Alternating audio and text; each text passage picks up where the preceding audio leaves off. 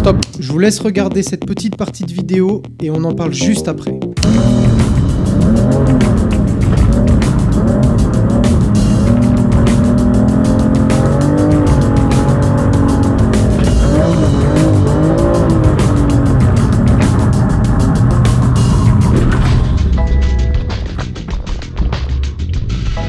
on se la repasse. Concrètement, j'étais dans la partie sinueuse, je déclenche mon appel, je balance mon contre-appel, tout se passe bien, j'ai quand même une bonne petite vitesse, un bel angle, et là, erreur, je lance mon surappel alors que je suis assez proche de la personne devant moi, plaque d'huile, je freine, boum, impossible à éviter. J'ai freiné, il ne s'est rien passé pendant 40 mètres. En fait, il y avait de l'huile sur la piste tout simplement. Donc à l'instant T, vous doutez bien que je suis complètement dégoûté. C'était pas du tout l'objectif de la journée. Je n'ai rien su faire, comme on dit. J'ai freiné, il s'est rien passé.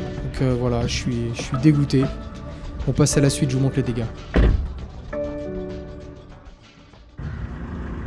Voilà la voiture dans laquelle je suis rentré. Je lui ai mangé le train. Je lui ai mangé le côté. Voilà. Ah bah, elle a rien à part ça, j'ai juste tapé là.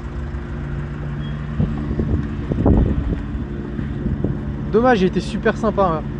Alain, on a bien discuté en plus, il est vraiment cool. J'ai vraiment les boules. Putain, mais là, j'ai rien pu faire. Je n'ai rien su faire. 2024, c'est compliqué. 2024, c'est compliqué. J'ai commencé par casser ma Lotus Elise. Bon, c'est pas de ma faute, le moteur, je l'ai pris dans la gueule, voilà, c'est comme ça, mais c'était sur piste. Je me suis dit, tiens, dans 2 semaines, je vais pouvoir faire une petite session glisse. C'est même pas du drift, c'est de la glisse sur du mouillé, donc tu vas pas très vite, tu t'amuses. Avec ma petite M3, que je devais vous présenter dans cette vidéo, qui était la voiture que j'ai échangée contre ma Lotus Exige. Une belle M3 F80 compétition, individuelle et tout ça. Super matinée, vraiment génial, enfin c'était super cool jusqu'au début d'après-midi où malheureusement ça me fatigue, j'en ai marre, faut peut-être que je me remette en question, mais là ça commence à me péter les couilles.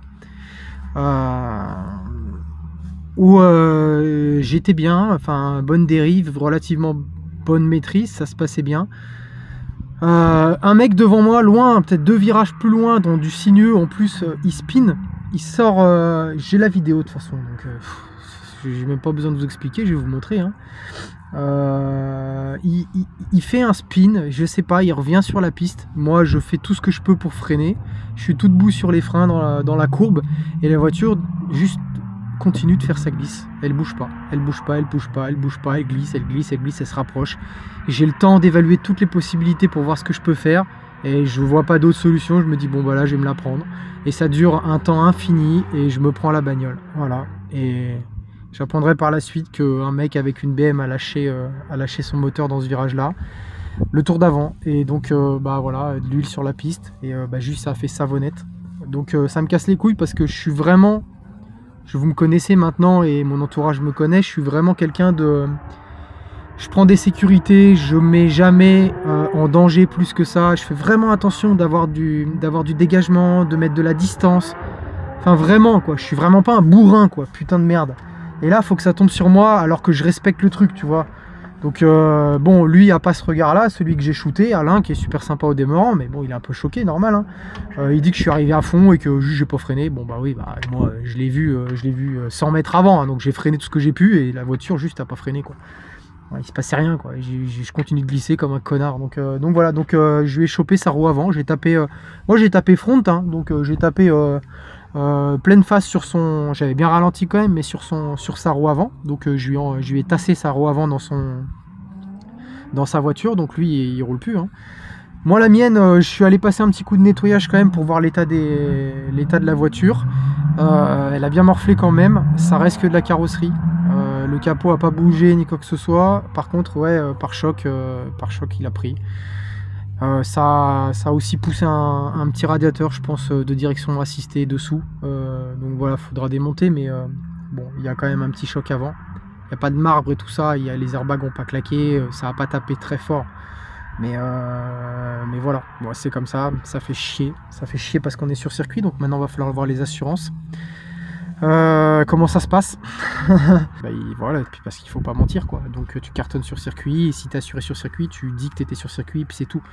Donc voilà, surtout que moi je poste sur les réseaux sociaux et tout, donc voilà, tu assumes ta connerie. Normalement, enfin c'est pas normalement, c'est j'en suis sûr, je suis assuré sur circuit. Ça sera l'occasion de voir si ça fonctionne. Puis si ça fonctionne pas, on fera comme d'habitude, on réparera la voiture soi-même sans compter sur personne et puis voilà quoi. J'arrête de parler, je vous fais un petit peu un tour. C'est vous qui me direz si j'ai abusé ou pas. J'ai besoin de regarder la vidéo aussi, de me rendre compte. Peut-être qu'il faut que je me remette en question. Voilà, c'est ça aussi, tu vois. Au bout d'un moment, quand tu casses tout ce que tu bouges, faut peut-être se remettre en question. Faut peut-être se dire, est-ce que le circuit c'est pour toi? Est-ce que t'es pas un bourrin en fait, que tu t'en rends pas compte, que t'es juste un débile? Que c'est la faute à pas de chance, c'est la loi des séries? Est-ce que c'est que du matériel? Oui. Est-ce que ça fait chier? Oui. Est-ce que c'est une histoire d'argent? Non. Est-ce que c'est humiliant? Oui. Je prends le parti, je fais le choix d'en parler sur les réseaux sociaux parce que j'ai pas envie d'être ce genre de créateur de contenu qui publie que le bon côté des choses. J'ai pas envie d'être la personne qui fait croire aux gens que le monde est tout beau, que c'est incroyable et regardez Julien.com il fait de la Lotus avec sa belle Lotus, et puis il fait du drift avec sa belle M3, lui il a la belle vie cet enculé. Non, la vérité c'est ça, la vérité c'est que quand tu es sur circuit, tout peut t'arriver à chaque instant parce que tu acceptes le risque. Et des fois c'est la loi des séries et des fois ça casse les couilles. Et là je suis sur une série où ça casse les couilles. Par contre, j'assume. Donc voilà, vous pouvez me chier dessus, vous pouvez m'enterrer dans les commentaires, vous pouvez me dire bien fait pour ta gueule, vous pouvez me dire bah ouais t'as roulé comme un connard, t'as pas respecté les distances de sécurité. Je pensais vraiment avoir beaucoup de distance, voilà c'est comme ça, shit happens, mais ça fait quand même beaucoup de shit qui happens là cette année, donc ça commence à casser les couilles. Donc on verra ce qu'on tire comme conclusion de tout ça, en espérant que ça se passe bien avec l'assurance. Et puis voilà, je pense pas que je referai du drift, de la glisse, pourtant j'adore ça, je trouve ça trop cool avec une voiture de cette valeur là, parce que il y a beaucoup trop de risques quoi. Et je préférais marbrer une 36 à 5000 balles, rogner, c'est pas grave, que marbrer une voiture comme ça. Donc là ça me fait mal au cœur quoi. Je m'en sors bien, franchement, elle a pas grand chose. Donc bon, voilà. Mais c'est juste que ça se fait pas, quoi. Ça se fait pas. Tu casses pas une voiture comme ça, frère. Faut arrêter les conneries, quoi. Je vous fais un petit tour de la voiture. J'ai les boules. C'est humiliant, c'est humiliant. En plus, j'avais des abonnés qui étaient là. Ça fait chier, quoi. Ça fait chier. Bon, la voiture, elle est dégueulasse parce que on est dans les marécages. Donc voilà l'état de la bagnole. Donc le pare-choc, il a sauté. Le pare-choc, il a sauté. Là, ça tient avec des riselants, ça m'a arraché la plaque, normal. Et puis voilà, de toute façon on voit l'impact ici, j'ai tapé en plein dans la jante. Donc ça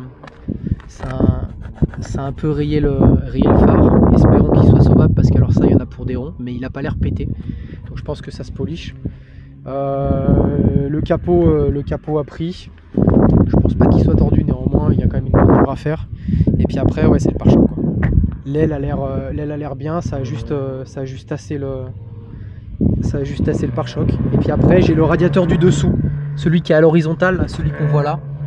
Lui je sais pas ce que c'est, mais dans le coup il a pris la forme quoi. Voilà, c'est tout. Et après le reste ça a l'air d'être bien, même la traverse elle a pas l'air d'avoir bougé. Après quand tu démontes, bon généralement ils changent la traverse et tout quoi. Mais je pense pas qu'il y ait de marbre. Enfin, ça a pas tapé assez fort, faut pas déconner quoi. Mais voilà, c'est vexant, c'est humiliant, surtout que le mec, je lui ai parlé à midi, on s'entendait super bien, il était cool, c'est un daron, il a rien demandé à personne. En même temps il est sorti, voilà, c'est comme ça quoi, il a spiné devant moi et j'ai pas su m'arrêter parce que j'avais peut-être pas les bonnes distances de sécurité,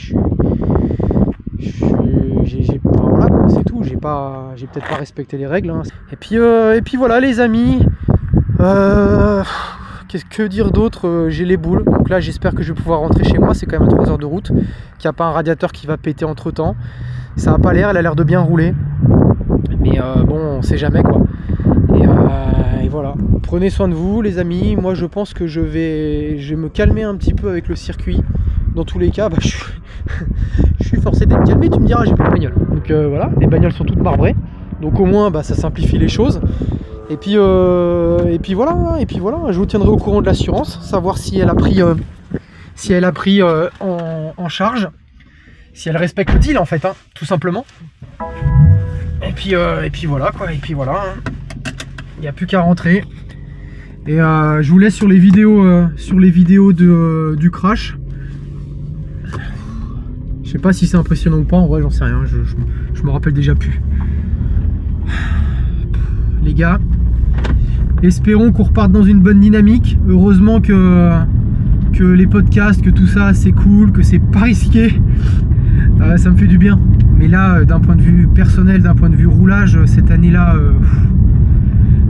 c'est quand même compliqué. C'est quand même compliqué. Et moralement, j'ai beau faire le malin, ça commence à chauffer la gorge là. À la prochaine. Ciao.